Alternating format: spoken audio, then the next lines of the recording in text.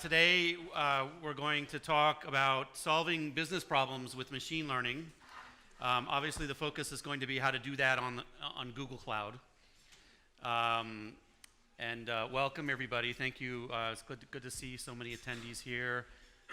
This is my second trip to Vienna. I was here last summer working with a customer and on a project that I will actually talk a little bit about later in this talk. I think it's a good example of the kinds of things or kinds of real business problems that you can solve using machine learning, using Google Analytics data, and doing that on Google Cloud.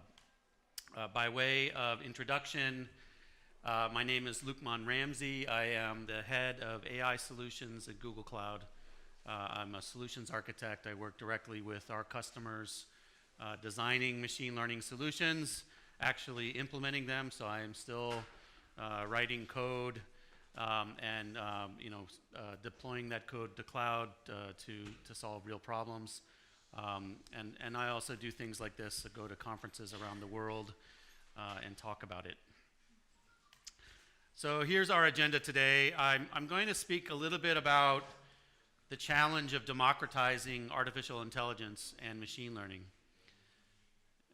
and how Google and Google Cloud approaches that.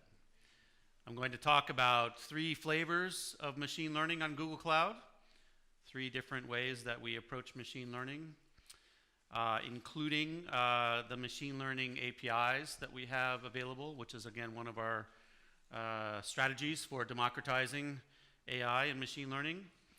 I will talk about how you go about building custom machine learning solutions on Google Cloud, the engagement model that we have to help customers actually solve real problems, build real solutions.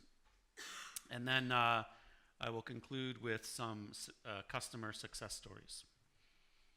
I don't mind taking questions, by the way, during the talk. So if anybody has something they would like to ask, feel free to raise your hand. And then hopefully we'll have some time at the end, maybe a few minutes, to take some questions as well before we break for lunch. Okay, so let's get started. So again, before I launch into this talk, I want to make sure that we are all on the same page with what we mean by artificial intelligence and machine learning. So artificial intelligence as a field has been around for a long time. Folks have been working on this since at least the 1960s, if not even before. It's formed many different branches, and we've had many different approaches. It's fair to say that all of these different branches of machine learning, or of artificial intelligence, have in recent years become dominated by machine learning approaches. What do we mean again by machine learning? Well, it's at least as a computer scientist, for me, it's the difference between solving problems by writing computer programs in a programming language that operate on symbols and do what they're told, essentially execute algorithms in a step-by-step basis, versus the same kinds of algorithms, meaning things that take inputs and produce outputs, but that are learned from data. And there are some other theoretical considerations or things that make the old style symbolic computer programs different from the machine learning programs, including that instead of operating on symbols, they're operating on real numbers or vectors. So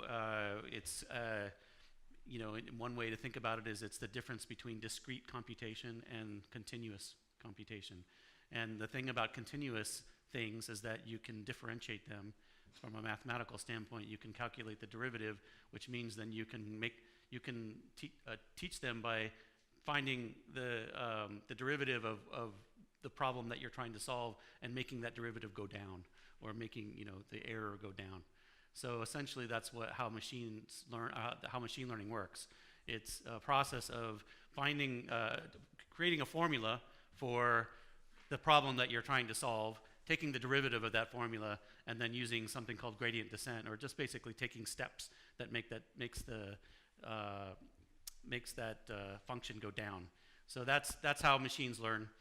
I won't talk about math during this lecture, don't worry, but I wanted to give you a little bit of my own perspective on the difference between these two approaches. So if you know, if you're familiar with computer programming, then maybe this makes more sense to you. So the challenge we have is that the state of the industry is such that there are many bottlenecks to implementing machine learning. There's a big bottleneck around talent. Very few users today actually can create custom machine learning models. There are lots of developers. There are many millions of software engineers out there. There are many fewer data scientists.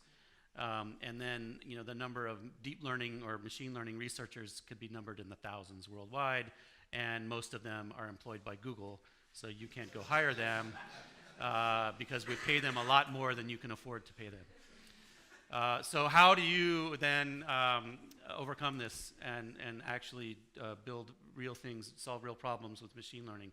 Well, that's Google's challenge, right? We have to make this technology and the science accessible so that people can actually use it, and more importantly, so that they can build things solving real problems and then deploy them on Google Cloud and then pay us money for that. That's our business model. So we don't make any money if you can't actually build real things and put them on the cloud. Again, every stage of the process, and you see some of the stages in solving a problem with machine learning here, every stage of the process has its own set of bottlenecks, including computational bottlenecks for training and data processing. As I mentioned, the expertise required to do all of this, the talent. And then because all of this is driven by data, and that moreover that data has to be labeled with the correct answer, there's typically a big data labeling problem. So again, you're feeding data into these machines or these algorithms, and you're telling it the correct answer, and it comes up with an answer. You take the derivative of that answer and make the error go down, and that's how they learn. But again, that requires actually having manually labeled data, meaning the data plus the correct answer, and that process itself can take a long time. Yet there is evidence that it is possible to do machine learning at scale, at very, very large scale, and the chief demonstration of that is that Google itself is doing machine learning at very large scale. So all of the products that you see here on this slide are powered in some deep fundamental way by machine learning. Obviously that includes search, which is the first product that Google built, but every other product, including many of these have over 1 billion users, all of these products are driven in some way by machine learning. Gmail, for example, now has something called Smart Reply.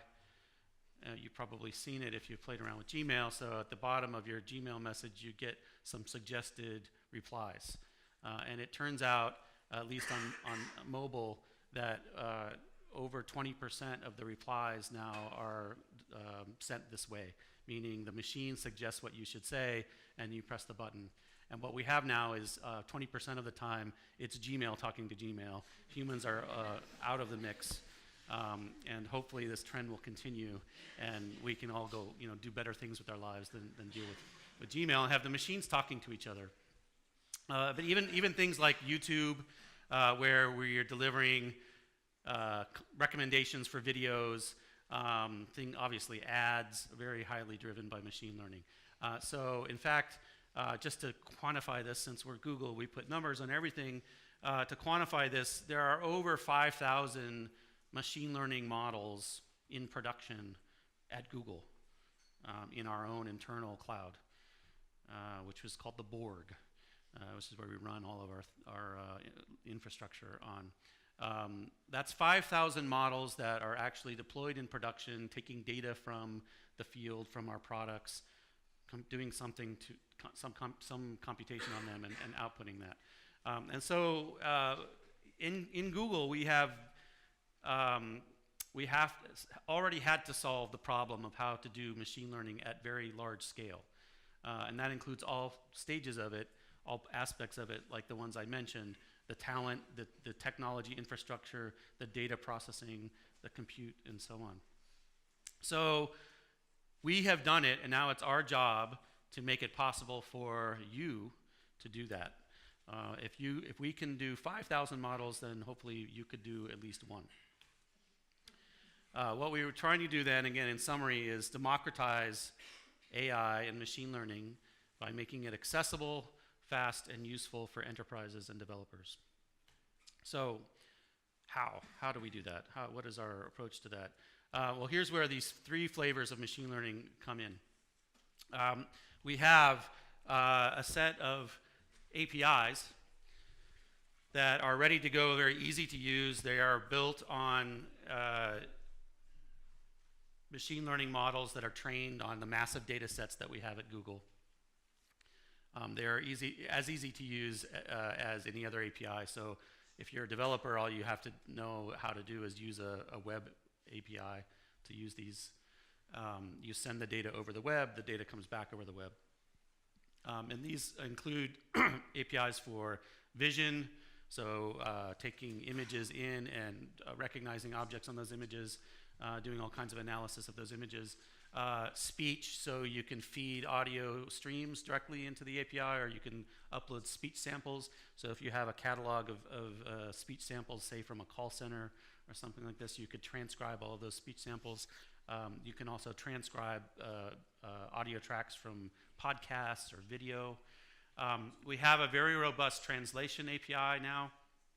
Actually, many of you probably have encountered Google's translation capabilities before. About a year and a half ago, we updated it to include a much more advanced deep learning based model, which is now extremely accurate. And for language pairs where we have a lot of data, so typically the European language pairs would fall into that category. In many cases, the translation quality is starting to approach the human level, and in some cases exceeding that. Again, we have objective measures of ways that we quantify that, but the translation is quite good and very powerful. I'll mention too, actually, the Vision API has OCR capability, so you could use it to scan large libraries of documents.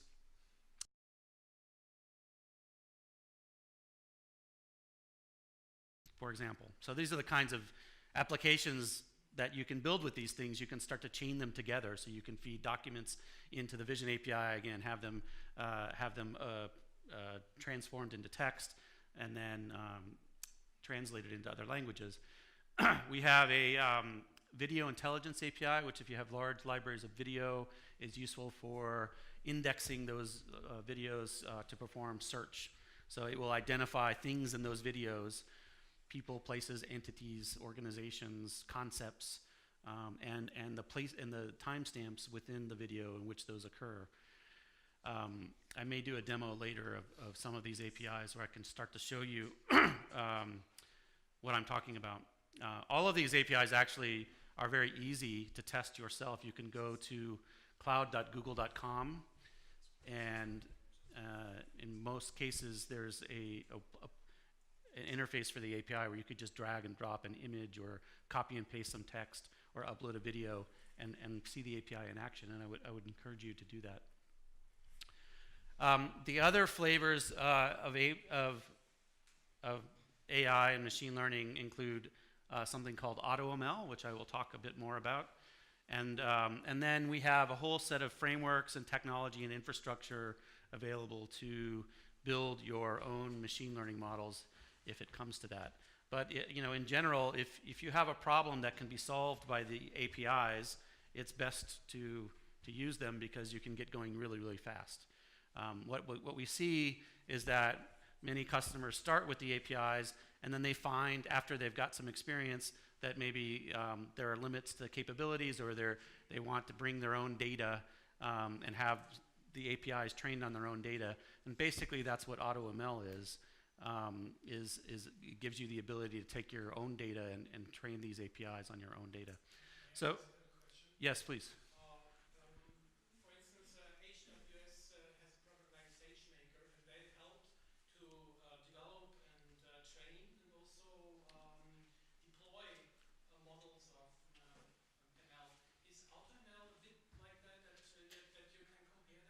Yes. I will. I will talk a little bit more about AutoML, but you're right. To compare to what AWS has, that's probably the best comparison. Is AutoML and SageMaker kind of similar to each other? So again, you're trading off here between ease of use for, say, the APIs or for AutoML versus flexibility for the ML frameworks like Tensorflow and ML Engine and the tools and infrastructure that we have for building custom models. And again, I'll speak in more detail about each one of these things. Actually, right now, I will spend a little bit of time diving into each API in more detail, as I kind of gave some of the capabilities, say, for example, of the Vision API, but just so you know, it will do things like facial sentiment analysis, right? So it'll identify faces, but not just identify the faces, say what emotion is on the faces. So analyze facial features to detect emotions. It is trained on over 2 million, I think, business logos. So it will identify business logos.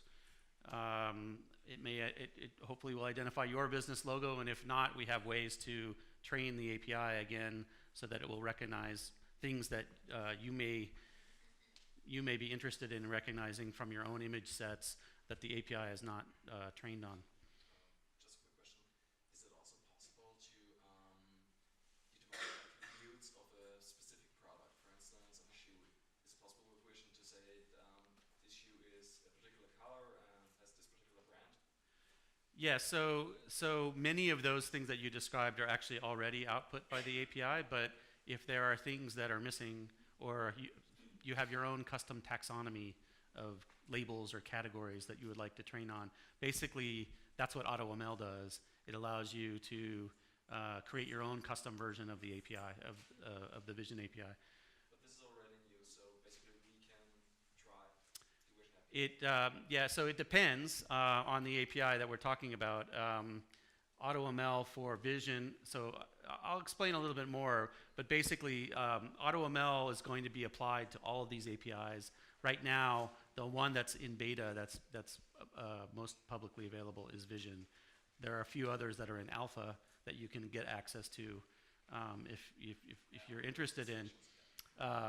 But yeah, so the AutoML capabilities are new, and they're being rolled out, monthly. Really, we're making updates. Is it true that there is in the Vision API a bit of a backlash because of it's heard that you put a yellow post-it on a stop sign and it recognizes it as a speed sign? Well, it is true that there are ways to fool these models, and they're not perfect. They will make mistakes in some cases, and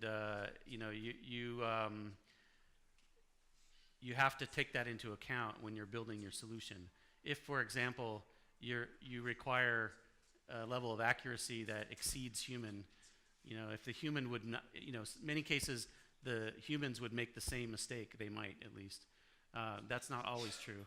But yes, it is true that they're not perfect. They're quite good, but they're not perfect, and so you have to take that into account when you're building your solution. I didn't say much about the natural language API, but this is extremely useful for language applications. So you can just basically feed text into it, and it will identify entities in that text. Again, person, location, organizations, events, products, and so on. It will do something that's very useful called sentiment analysis. So essentially, it will judge the emotional sentiment of that text, or whatever's being spoken about, and will also do that for individual entities. So for example, if you wanted to analyze a social media stream from your business to know when people are talking about a particular product and what they are saying about it, is it positive or negative, this is a kind of thing that you could do. We have customers using this for example, to analyze news streams for maybe making investment decisions. So if some news comes out about a company that's positive or negative, this may influence the way the markets treat the company, for example. This API supports many languages. I think it's over 80 now. It does things as well like syntax analysis. So again, in some cases, this API could be used as sort of the first stage of a processing pipeline that then could be used to do more advanced things. And we'll talk about how you do more advanced things on cloud as well.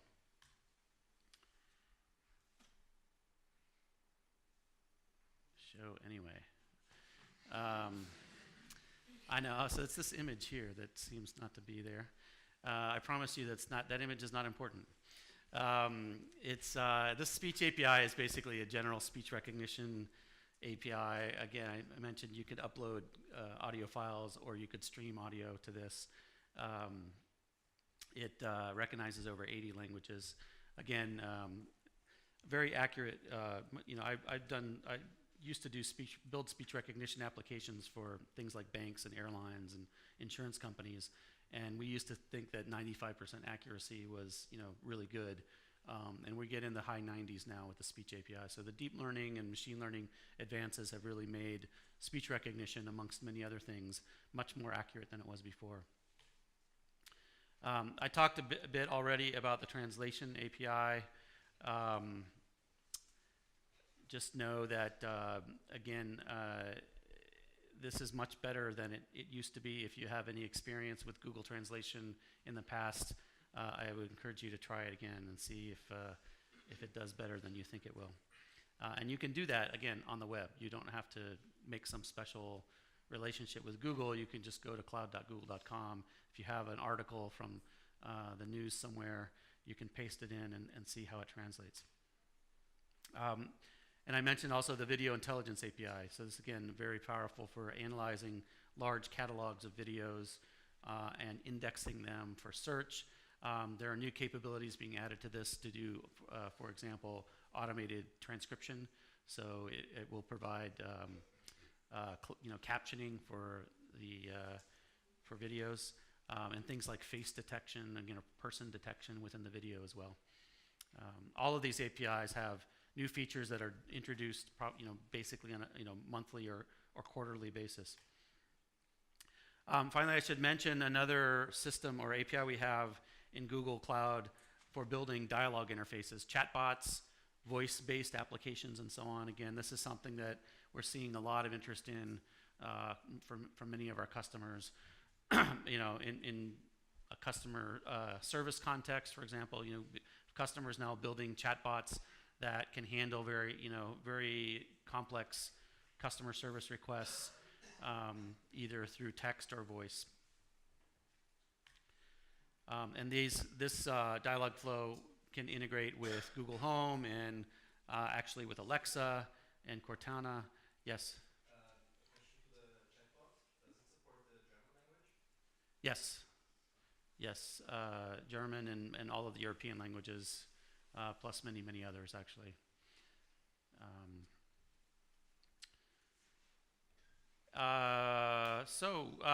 Here's where I would like to do a demo. We'll see how well this works. But I'm just going to do what I suggested that you do, which is go to cloud.google.com and click on the products page. And then let's do translation, because I've been talking a big game about how well it works. Let's translate something from German into English. I do this all the time, and it's really dangerous because I don't speak any of these languages. I don't speak German, or very little German anyway. And so sometimes the audience is laughing at the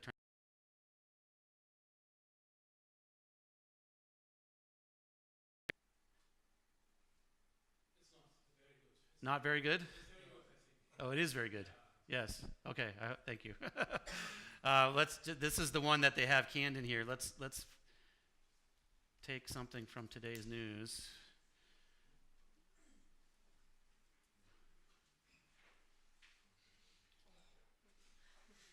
I hope this is not embarrassing. I don't know. I don't even know what that is.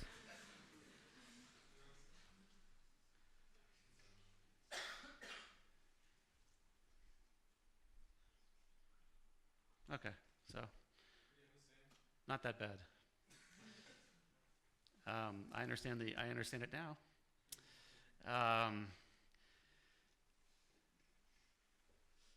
Okay, so like I said, you can do this very easily with all of these other APIs. You can try them.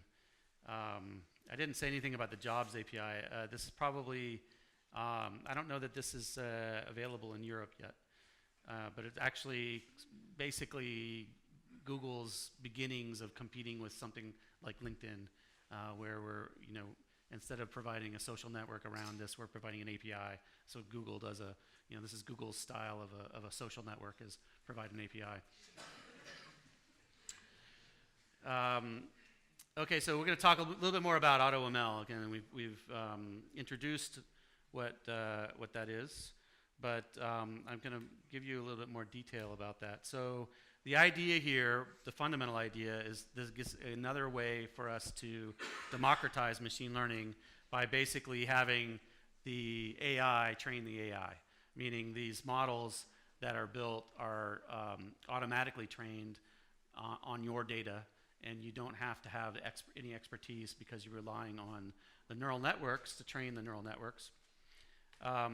So again, this is kind of very high level. There's a lot of different techniques that are employed here, but and we didn't talk much about what neural networks look like.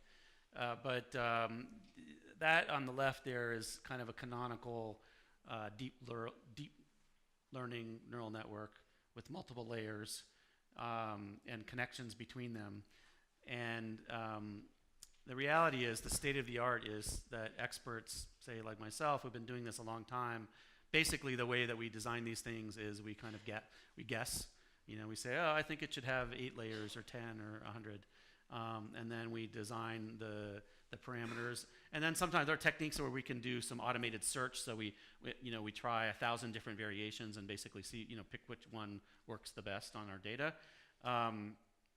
But there isn't much of a science involved in this. So the thought at Google was, well, we could just have the machines do this, essentially, have them automatically design these neural networks based on data. And it turns out that the machines, that the neural networks, the AI, is much better at designing AI than we are.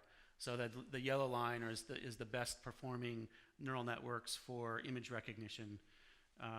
And the blue line is what the machine design models are doing. So I don't know if this gives you pause or is something that you might find disturbing at all, but the machines are already designing the machines and doing a better job at it than the humans. And this will only get worse, or better. It will only get better over time. In general, so again, this is just some numbers. You can see that these are the research, the performance of these neural networks, and the ones in red here are the ones that the machines designed. And again, you can see what they're doing. Essentially, they're creating connections between layers that the humans never would have thought of. It's interesting, actually, to know a little bit more about what this is and why deep learning is called deep learning and where it came from.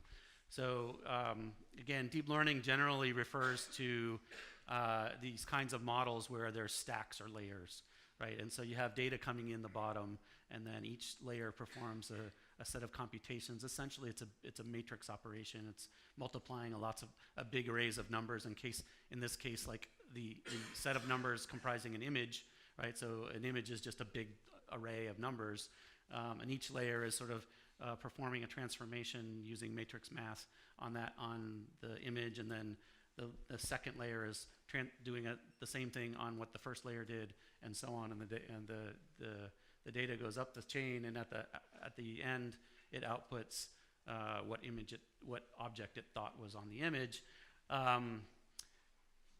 The reason why we ever thought that this was a good idea is that basically the human visual cortex, the human cortex itself, is structured this way.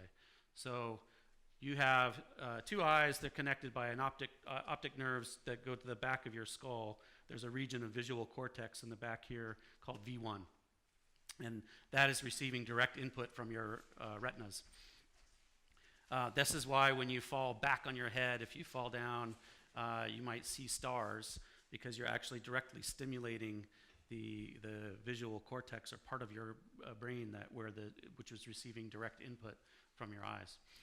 And then from there, basically there are layers that go up the parietal cortex and down the temporal lobe as well. It's not a simple stack like this. There are multiple branches. There's not just one endpoint in the brain, at least. There are multiple pathways for the data to go, but essentially this is the same architecture that your brain has. And we've known this for many decades. We know this by taking monkey brains essentially and slicing them up and looking at them and analyzing the structure of them. And so for a long time we thought, well, if we could make artificial neural networks that were structured this way, that they would work better than, or they would actually be able to solve real image recognition. The challenge was, for a long time, we just couldn't do it. We didn't have the computational horsepower. And now, in particular with the advent of GPUs, graphical processing units, so really these things were developed in order to make 3D gaming go fast. So again, in the past 10 years, we have a lot of cheap hardware that is good for, playing video games. It turns out that same hardware is very useful for doing this kind of math. And what happened was, now, as opposed to when I was in grad school in the late 90s, where I had to have a supercomputer account in order to have access to this kind of power, now for $500, I can buy a supercomputer and put it under my desk, and even a graduate student can have access to this. And so that was one of the chief things that drove the explosion of AI and machine learning that we've had in the past 10 years. There were other things. There's some theoretical advances that occurred, because we were working on this stuff back in the 80s. I mean, it isn't really that different than what we were doing. The key concepts here were invented 30 or 40 years ago. It's only been in the last 5 to 10 years that we've had the computational power necessary to actually make this stuff work. Question. Yeah. Nevertheless, there's, for the TensorFlow API or the framework, there's now a TensorFlow Lite out there for computers which are handheld, so like our phone, for instance. And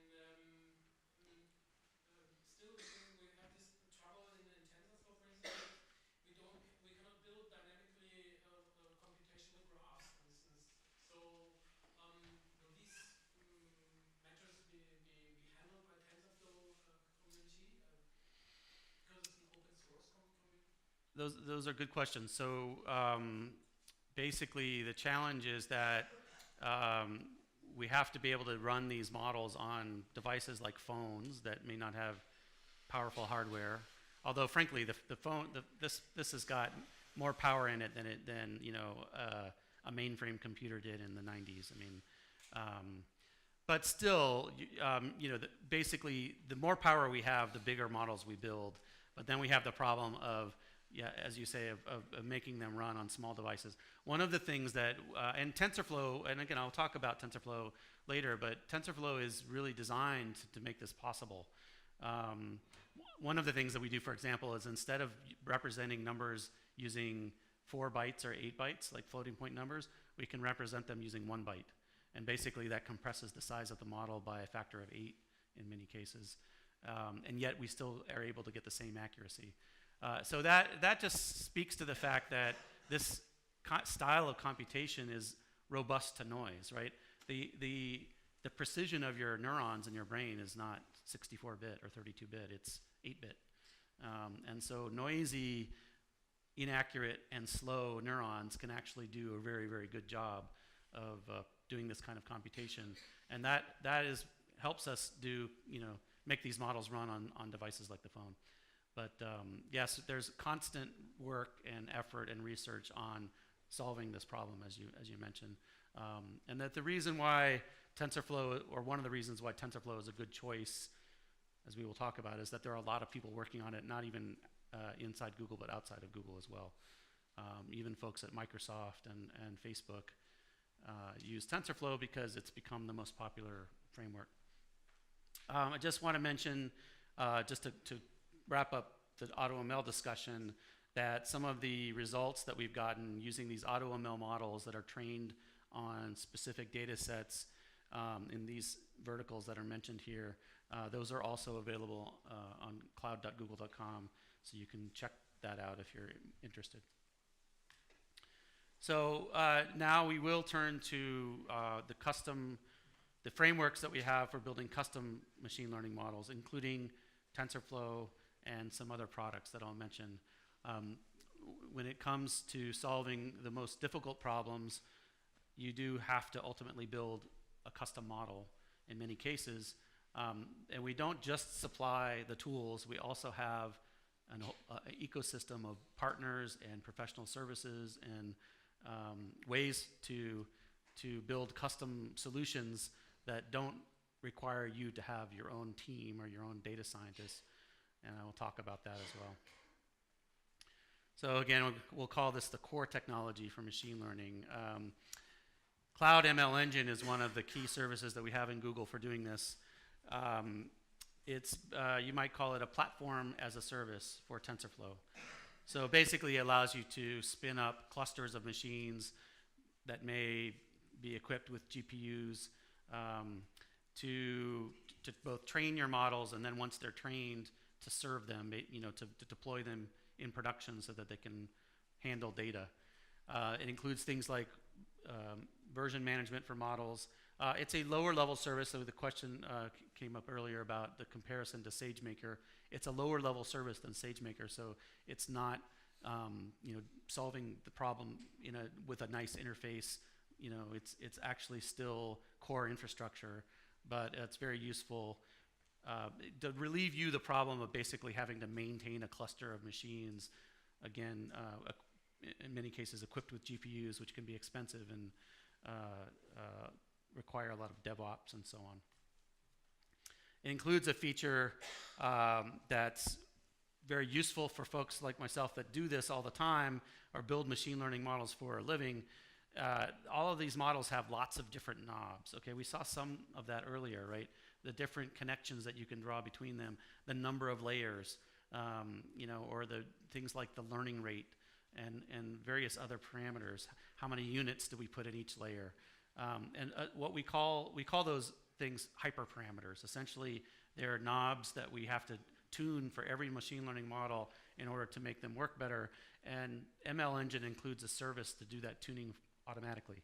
So you basically give it your model, you give it the list of hyperparameters that you want to tune, and then you go run it, and it goes off and tries all the different variations, and then comes back and says, okay, this is the best set. We'll talk a little bit more about TensorFlow. So Google is now building all of our machine learning models internally using TensorFlow. This is a graph that shows the adoption internally inside Google of TensorFlow. It started before the official launch because we were developing it internally, and it's actually the second generation framework inside Google, so it's based on an earlier framework called Disbelief.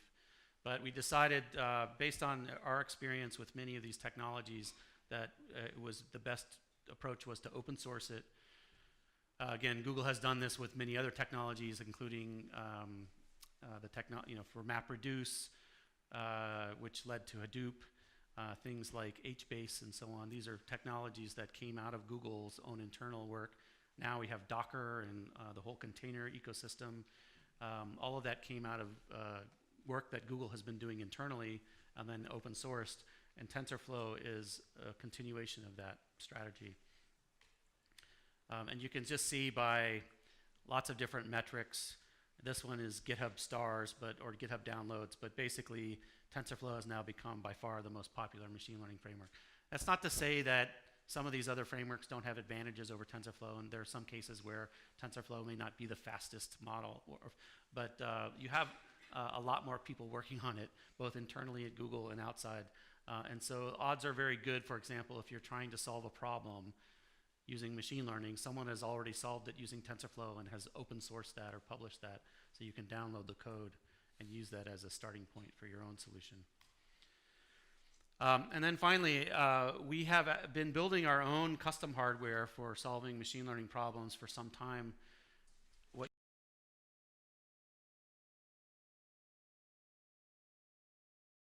TPU. The first generation has been deployed in Google's own internal data centers for a few years now. And this is the second generation. So we put them in we put these boards that you see here, each of which has 4 TPUs on it. We put these boards into racks, and each of these racks is basically, so it's 64 TPUs. It's the equivalent of about 1/10 as fast as the fastest supercomputer that exists today. And we have a lot of these racks. So we are building supercomputers, but not just internally in our own data centers. We are making them available to our customers. So you have this available now.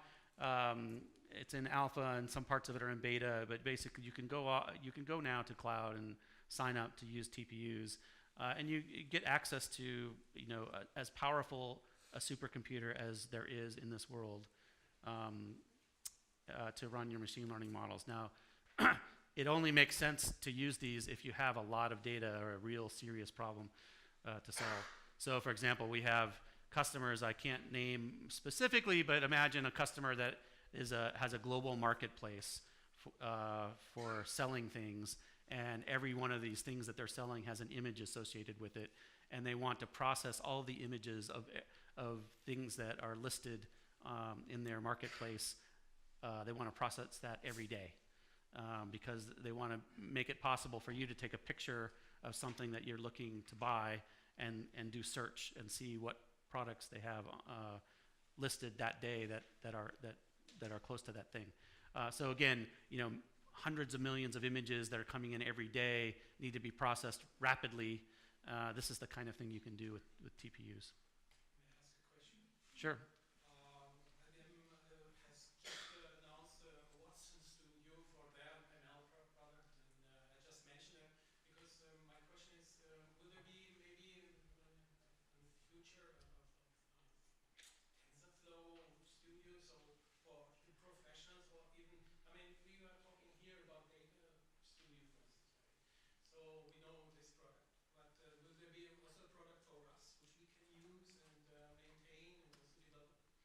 Yeah, so I didn't go into too much detail about all of the AutoML products. I mentioned that we're building AutoML products for each API. We're also building AutoML products that are similar to what you described, that give you a kind of studio experience where you can upload the data. You don't have to know how to train machine learning models, but you select, say from a set of preset algorithms, and then it trains for you automatically. We have some of those, some of that capability already today. There's something called data prep, for example, that does the data part of that. So it allows you to upload the data, analyze it, perform recipes on it to do pre-processing and so on. But we're building that out as part of AutoML. Okay, so I want to talk a little bit about the engagement model that we use when a customer comes to us and they have a problem that they're trying to solve, and one of our APIs or AutoML is not enough to solve that problem. So I'll give you another example of this. This is a customer that has publicly announced their solution. It's a company that has trying to analyze the speech of commodity traders and equity traders. So it turns out that equities and commodities are mostly still traded using speech, meaning one trader talking to another. So someone has, several train loads of pork bellies to sell. They get on the phone, or they actually press an intercom button. They're directly connected to somebody in another city. They negotiate that trade, and then each party, once they've negotiated, goes off and enters that into their own system. And so this company wanted to automate that process, or basically detect the speech of the traders. That speech is custom, right? It's not a language that you could recognize using the regular APIs. It's its own language. So they had to build their own custom machine learning model to recognize this speech. And they were able to do it using TensorFlow, using an off-the-shelf, or using a model that somebody else had built and published, kind of using that as a baseline. And we worked with them and a partner because they didn't have the capability. They didn't have all the machine learning scientists and researchers and so on. We paired them with a partner in Google, and that customer and the partner worked together to build a model that solved this problem. That model is actually deployed on trader desktops. So again, this is an example of now once you've built the model, sometimes you might have to put it on a phone or a desktop or someplace where it can be used, not necessarily the cloud. Many times when we build our models, we also do deploy them on the cloud, but not always. So what you see here is a set of 10 steps, what we call the machine learning lifecycle, which kind of defines the process that you would undergo to solve a problem that you might have using machine learning. Again, starts with just defining the use case that you're trying to solve, making sure that you have the data necessary, selecting the right machine learning algorithm, then employing that algorithm or building feature engineering and data pipelining to make sure that the data is ready to be trained, feeding that data into the model, iterating on that so that you improve the model, making sure that you got buy-in from the rest of your organization that this thing is working, and then deploying that out to production. Each of those phases, Google Professional Services has an offering to help you with that if you're interested in doing this. And those three offerings cover three different phases of the pipeline. So this one called Cloud Discover that helps you with the early stage 1 and stage 2. There's something called Cloud MVM, or Minimal Viable Model, that takes care of the implementation phase. And then finally, an offering called Cloud Deploy that helps you with operationalizing the model once it's trained. So again, we've talked about the data part of the puzzle and the compute part, but the talent part, so the data part is a huge part of the problem. Google Cloud has a lot of different tools in order to help you get a handle on that. I won't spend much time, and we're getting short on time here too, so I'm going to speed past this. We do have commercial data sets available as well, so you don't necessarily have to have all of the data. You may find that some of the data you're interested in, we already have a partner that has that data available on cloud. So financial data, news data, weather data, housing data, and so on. And we talked about the compute part, but the talent part is, again, a bottleneck that we help you solve by providing services. So Google Professional Services, again, we're not really in the business of being a professional services organization, say,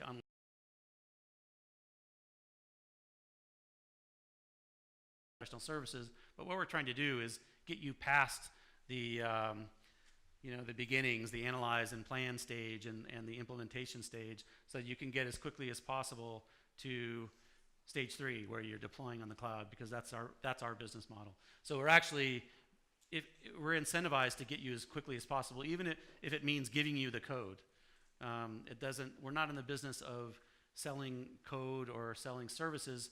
We just have them in order as a means to the end to get you as quickly as possible so that you have your solution deployed on the cloud.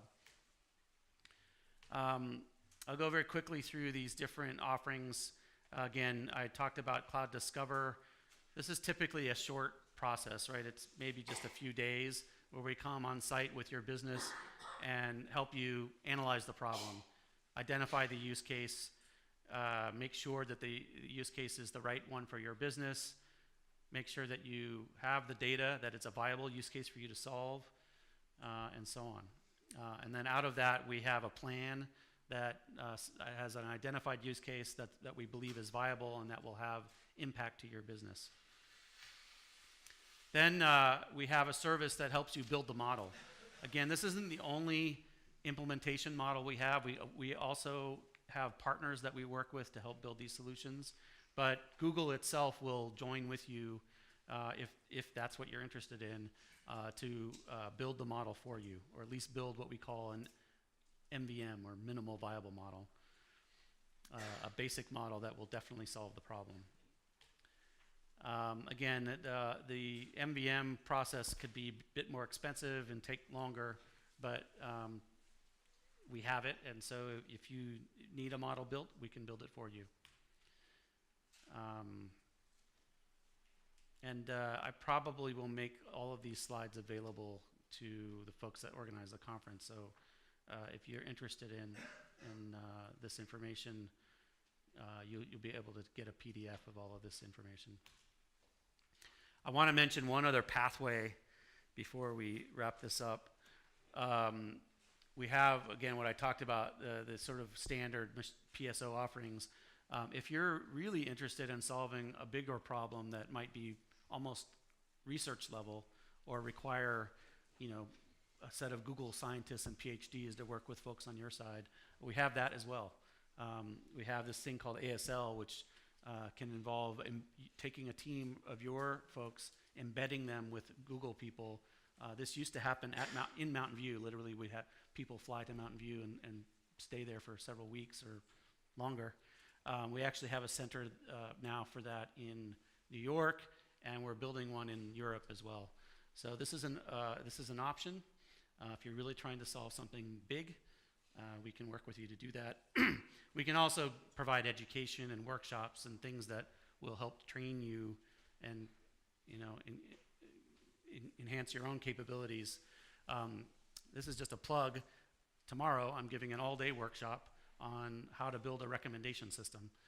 In fact, the recommendation system that I'm showing you how to build tomorrow is one that I developed with a local team here with e-dialog and Courier.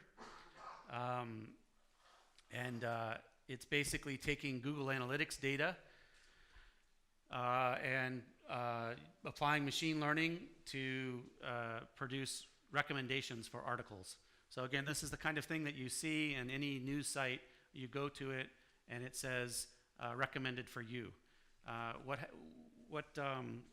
has happened is that space has become dominated by companies like Taboola and Outbrain, where the recommendations that they're providing aren't always very optimal for your business. First of all, they include their own logo there, which is not typically what you want. But secondly, they're often sending traffic outside of the site, which is also not what you want.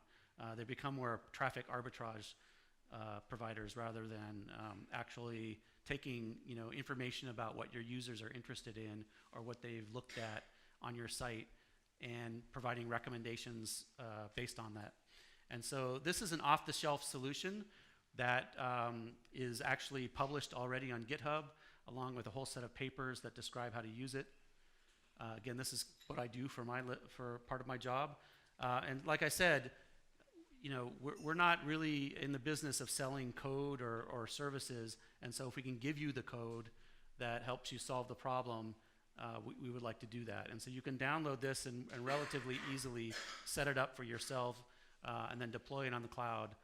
And you have, if you're a content provider and you have Google Analytics data, you would have a recommendation solution. And like I said, this was developed here in Vienna, or at least with me in New York and the team here of e-dialog. It is actually about to be deployed for couriers. But it's open source. It's on GitHub. The papers are on cloud.google.com/solutions, and you can build this yourself. Tomorrow, like I said, I'm going to spend an entire day with maybe some of you in the audience here going through a workshop that shows you step by step how to do this. So I will close here with just very quickly some customer success stories, and then we should have about 5 minutes for general questions if anybody has any, and then we can go have lunch. These are just some of the logos, some of the businesses that have built successful machine learning based solutions on Google Cloud.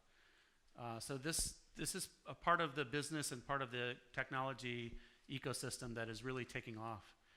I'll point out one of these, for example, Rolls-Royce. This is actually Rolls-Royce. I think that's the logo of the car company, but the application was for Rolls-Royce Marine, which is based in Finland, and they're building autonomous ships. So self-driving cargo carriers or cargo freighters. It turns out that self-driving ships is a lot easier of a problem to solve than self-driving cars, although we've solved that as well. You don't have bicycles like, crossing the road and things like that. Everything moves much more slowly. There aren't any roads. In fact, there's still problems to solve. It's not, totally trivial, but Rolls-Royce is now partnered with Google on building a machine learning-based solution for self-driving cars. I mentioned, so eBay is a public customer of Google, and so I mentioned before a customer that had a global marketplace, and they wanted to analyze all of the images that someone might be uploading to their site on a daily basis. That's eBay. And many others. So again, Airbus is another one. It's kind of interesting, actually. These are some of the use cases that we have across verticals. Again, maybe your vertical or your business falls into one of these categories. There are many people building machine learning solutions.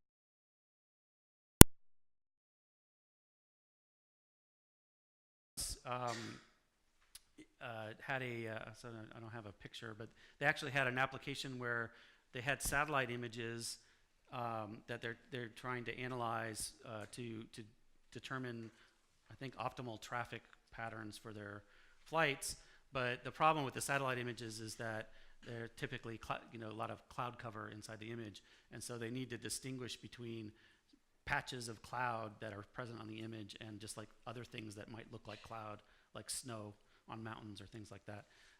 So again, there's all kinds of different things that you can be doing with machine learning. And we have many other companies that you see here that are solving problems with machine learning. And I'll just close with a quote from our CEO, Sundar.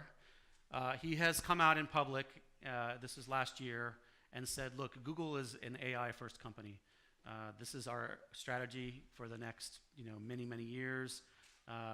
Like I said, all of the products that we deliver now are built on machine learning, and we really believe that this is a transformative technology, not just for Google, but really for all of industry. And so we invite you to join with us in building solutions with machine learning. Thank you.